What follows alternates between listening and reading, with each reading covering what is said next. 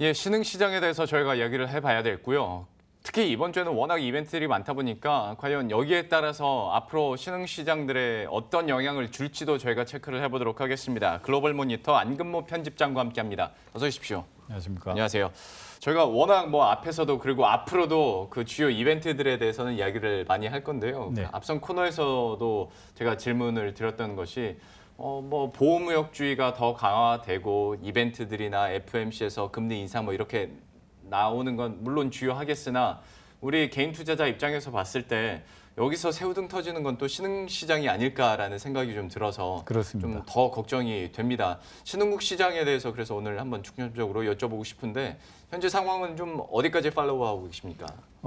우리 스스로는 부인하고 싶겠지만은 네. 우리나라 경제 역시도 이제 이머징 마켓으로 분류되고 네. 있고요. 물론 이제 준선진국, 선진시장 이렇게 분류하는 기준도 있긴 하지만은 예. 기본적으로 우리도 이머징 마켓으로 간주되고 있고 역시 그래서 이머징 마켓의 어떤 신흥국 시장이라고도 하죠. 이쪽에 그 불안 양상이 전혀 남의 일은 아니다 이렇게 예. 볼 수 있습니다. 지금 이제 그렇다면 신흥시장 이쪽에 그 불안정 여부를 따지는 것은 그 나라의 이제 통화 가치겠죠. 예. 신흥시장 전체를 하나의 이제 한 묶음으로 봐서 통화 가치를 측정하는 다양한 이제 지표들이 있는데 가장 대표적인 것이 JP 모간이라는 곳에서 산출하는 이머징 마켓 그 통화 지수입니다. 예. 이 지수 자체가 최근에 당연하게 많이 떨어졌고요. 굉장히 빠른 속도로 하락했는데 그 절대 수준 자체는 지난해 초 2016년 말 수준 정도로 떨어져 있습니다. 그러니까 2016년 말 2017년 초라는 그 시기는 어떤 때인가 하면은 도널드 트럼프 대통령이 미국 대선에서 승리해서 예. 그 직후에 이른바 트럼포노믹스라는 예. 기대감으로 달러가 미국 금리와 함께 굉장히 빠른 속도로 올랐습니다. 네. 그때 이제 당연히 상대에 있는 그 신흥국 통화들은 많이 떨어졌죠. 예. 그렇게 많이 떨어졌던 그 바닥 수준까지 지금 이제 신흥국 통화가 하락해 있는데 이후로 이제 2017년 초부터 본격적으로 다시 그 신흥국 통화가 상승하고 달러화 가치는 떨어졌죠. 예. 그래서 그 신흥국 금융시장이나 경제가 의외로 작년에 굉장한 호황을 누렸습니다. 심지어 아르헨티나 같은 경우는 작년에 100년 만기의 국채를 네. 달러로 발행할 정도였죠.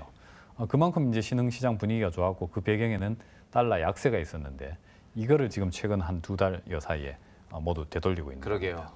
그 100년 만기 채권 했을 때 저도 어렴풋이 헤드라인으로 한번 소개해드렸던 기억이 나는데 이것도 진짜 이슈라면 이슈였거든요. 근데 네.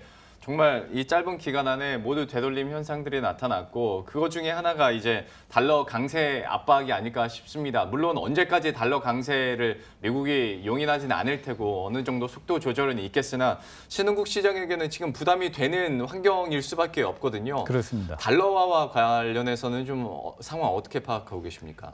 일단 그 달러가 신흥국 경제에는 거의 과장하자면 절대적이라고 볼 수 예. 있습니다. 과거에 비해서 훨씬 더 그 지배력이 강해졌고요. 그 부분에 대해서는 지난번에 한번 말씀드렸었는데 일단 달러가 강해지면은 그동안 신흥국들은 달러로 빚을 많이 냈습니다. 네. 정부도 그렇고 기업들도 그렇고요. 달러로 빚을 많이 냈는데 달러 환율이 높아지면은 빚 상환 부담이 커지는 거죠. 예를 들어서 100달러를 빌렸는데 우리 환율이 1,000원 하다가 1,200원이 되면은 10만 원 하던 것이 12만 원이 됩니다. 예. 즉 원금이 20% 상승했다는 것은 예. 달러가 이자가 싸다라고 생각해서 빌렸지만은 이자가 20%가 갑자기 한꺼번에 붙어버린 그렇죠. 겁니다. 그래서 상환 부담이 굉장히 커지는 문제가 있고요. 그다음에 이렇게 이제 환율이 막 오르게 되면은 신흥시장 통화에 대한 이제 신뢰가 갑자기 또 나빠지게 됩니다. 예. 그래서 환율이 계속 오르는 걸 막기 위해서 신흥시장 중앙은행들은 긴축을 해서 대응해야 되는 경우가 많고요. 그래서 금리를 올리게 되면은 그 나라 통화의 통화 환경 역시 굉장히 빡빡해집니다. 그래서 양쪽으로 금리가 오르고 달러가 오르고 이렇게 되면은 신흥국 경제는 굉장히 위축되는데 전 세계 GDP의 절반 이상을 신흥국이 차지하고 있습니다. 예. 그렇기 때문에 이렇게 큰 비중을 차지하는 신흥국 금융 환경이 갑자기 이렇게 긴축이 되면은 실물 경제 수요도 굉장히 위축이 되고 그렇게 되면은 우리처럼 이제 무역을 많이 하는 나라들은 아무래도 힘들 수가 있는데 예. 다행스러운 것은 지금 현재까지는 아직은 그 신흥시장 통화 약세, 달러 강세 이것이 차별적으로 이루어지고 있다. 그래서 우리나라 같은 경우는 달러 환율이 뭐 거의 변동이 없는 상태고 그렇죠.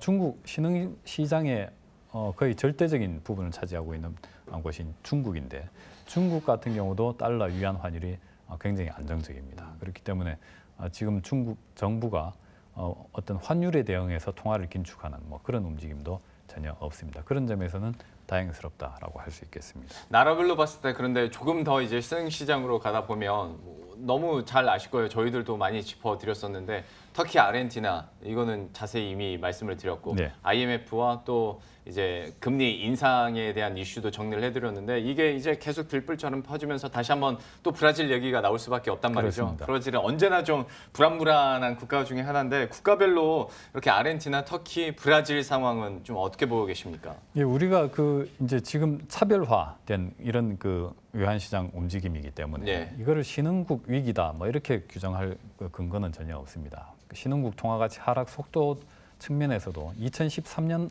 이른바 이제 테이퍼 텐트럼, 예. 긴축 발작 그때와 비유되긴 한데 유사합니다. 유사하지만은 당시에는 굉장히 무차별적으로 이루어졌고 예. 지금은 좀 차별적으로 이루어지고 있습니다.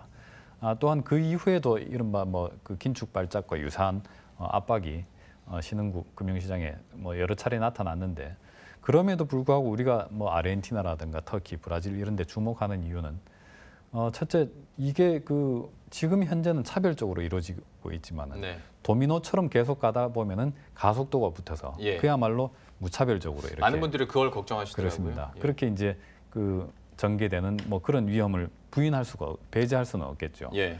그 다음에 또 우리나라 같은 경우는 브라질 뭐 채권이라든가 이런 신흥국에 상당히 투자를 많이 했습니다. 그래서 원화는 안정돼 있는 상태에서 브라질 통화가 계속 떨어진다면은 우리가 거의 이제 그 투자했던 가치가 하락하는 것이겠죠. 그런데 다행히도 일단 그 아르헨티나 같은 경우는 그 뭐 IMF 구제금융 그 합의가 이루어졌고요. 그래서 이제 자금이 투입되게 됐고 거기에 맞춰서 이제 긴축을 한다든가 개혁을 하는 이런 프로그램을 진행해야 되는 과제가 남았습니다. 그다음에 터키 같은 경우는 경제 성장률이 과도하게 높은 그런 네. 그 상태였습니다. 그래서 정부가 좀 신경을 쓰면은 외환시장 불안을 얼마든지 막을 수 있었는데 터키 대통령이 굉장히 독특한 캐릭터를 갖고 있고 고집이 셉니다. 그래서 금리를 올려야 되는데도 불구하고 오히려 지금 물가가 높은 것은 금리가 높아서 물가가 높다. 이렇게 이제 굉장히 역설적으로 주장을 해서 문제가 됐었는데 결국은 외환시장 불안이 계속되니까 긴축을 받아들였습니다. 그래서 터키 중앙은행이 아주 그 파격적으로 8% 정도 하던 기준금리를 16.5%로 2배 이상으로 올렸습니다. 그러고 난 뒤에 결국 통화 가치에 대한 그 신뢰가 회복돼서 일단은 외환시장이 빠르게 안정되고 있고요. 브라질 중앙은행 같은 경우는 지난 그 금요일 날 아주 역시 공격적인 시장 개입에 나섰습니다. 예. 브라질 같은 경우는 펀더멘탈은 굉장히 좋습니다. 네. 우리가 말하는 이제 환율과 관련해서는 예. 그렇죠. 그래서 그 경상수지가 거의 균형에 를 회복했고 물가도 목표치보다 네. 낮은 인플레이션입니다. 그렇지만 이제 올해 10월에 대통령 선거 때문에 불안한 그런 양상이었는데 중앙은행이 아주 공격적인 예.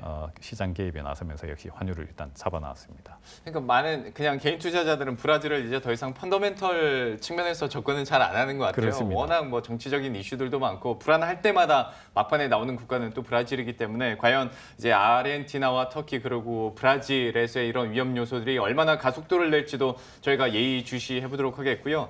이런 신흥국 시장 흐름에서 다시 한번 트리거 역할을 할 것이 또 이번 주에 FMC와 ECB 아니겠습니까? 그렇습니다.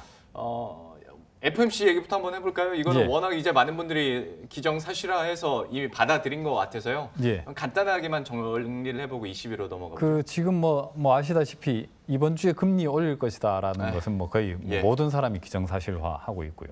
지금 관심은 FOMC가 이른바 이제 점도표라는 걸 이번 회의 끝나고 난 뒤에 예. 역시 그 새롭게 업데이트해서 내놓는데 지금 올해 총 3번 금리 인상하는 걸로 이렇게 되어 있습니다. 네. 그래서 기존 점도표대로라면은 이번에 금리 올리고 나면은 하반기 한 번만 더 올리면 네. 되는 겁니다. 그런데 만약에 지금 이제 FOMC 위원들이 보기에 야 경제나 뭐 인플레이션 이게 압력이 굉장히 좋다. 그 굉장히 위로 생각보다 올라간다라고 판단된다면은 한 번 더 올려야 되겠다라는 쪽으로 기울 수가 있습니다. 예. 그렇게 되면은 하반기에 이제 2번 더 올리게 되는 거고요. 지난 3월 점도표 당시에 이제 올해 총 3번으로 이렇게 점도표가 제시됐었는데 이게 그때 이제 굉장히 뭐 박빙이었습니다. 한 예. 사람만 더 4회로 찍었더라면 이미 중간값이 그때 올라갔죠. 그렇습니다. 예. 4회로 됐는데 그렇기 때문에 지금 뭐 4회가 될 가능성을 전혀 배제할 수 없고요. 지금 이제 화면에 보시는 것이 그 12월 그 말에 이제 미국 기준금리가 어떻게 되겠느냐 하는 것이 이제 그 선물 시장 가격에 몇 %로 반영되는가를 보여주고 있습니다. 그래서 지금 선물 시장에서는 점도표대로 올해 총 3번 금리 인상 이 시나리오가 유지될 것이다 하는 그 전망이 절반 정도로 이제 우세하지만은 네. 아니야 한 번 더 올릴 것 같다 이렇게 보는 전망도 3분의 1 뭐 약간 넘는 수준으로 뭐 가격에 반영되어 있습니다. 워낙 3월 점도표 이후에 상황이 많이 변해서 과연 FMC에서도 공식적으로 어떤 점도표를 내놓을지도 한번 지켜보도록 하겠고요. 마지막으로 ECB 짧게 한번 얘기를 해보도록 할 텐데요. 사실 ECB가 저는 더 큰 좀 영향력이나 긴장감을 줄 수 있지 않을까라는 생각도 들고 과연 ECB에서 좀 어떤 거에 우리가 포커스를 맞추는 게 좋겠나 어디에 중점을 두는 게 좋다고 보십니까? 일단 1차 체크 포인트는 이번 회의 끝나고 난 뒤에 예. 그 연내 QE 종료, 양적 완화 종료하는 스케줄을 구체적으로 밝히는지 여부. 예. 지금 시장에서는 이번보다는 7월에 뭐 그렇게 밝히지 않겠나 하는 뭐 관측도 많습니다만은 그 여부가 이제 1차 체크 포인트고요. 두 번째 본질적으로 중요한 것은 연내 그 양적 완화 끝낸다 하는 것은 이미 시장에서 다 그 기정사실로 받아들이고 있습니다. 중요한 것은 양적 완화 끝나고 난 뒤에는 금리 인상인데 네. 내년에 언제쯤 금리를 올리려고 하는지, 즉 양적 완화 종료 이후에 금리 인상 페이스를 ECB에서는 어떻게 가져가려고 하는지 그 태도를 보려고 합니다. 그래서 예. 시장에서는 내년 뭐 2분기 말 그러니까 한 6월쯤에 뭐 한 번 정도 이제 금리 인상 개시를 하지 않겠나 이렇게 예상하고는 있습니다만은 어떤 태도로 얼마나 이제 빠른 속도로 네. 얼마나 조기에 금리를 올리려고 하느냐 이 태도에 따라서 ECB가 긴축적이냐 예. 좀 완화적이냐 이런 걸 알 수 있겠습니다. 이번 통화정책회의에서 ECB가 어떤 스탠스를 보일지 그리고 이번에는 좀 구체적인 발언들이 나올지도 저희가 한번 지켜봐야겠습니다. 그리고 또 결과가 나오면 저희가 이 시간 통해서 다시 한번 정리를 해드리도록 하죠. 지금까지 글로벌 모니터의 안근무 편집장과 함께했습니다. 오늘 말씀 고맙습니다. 감사합니다.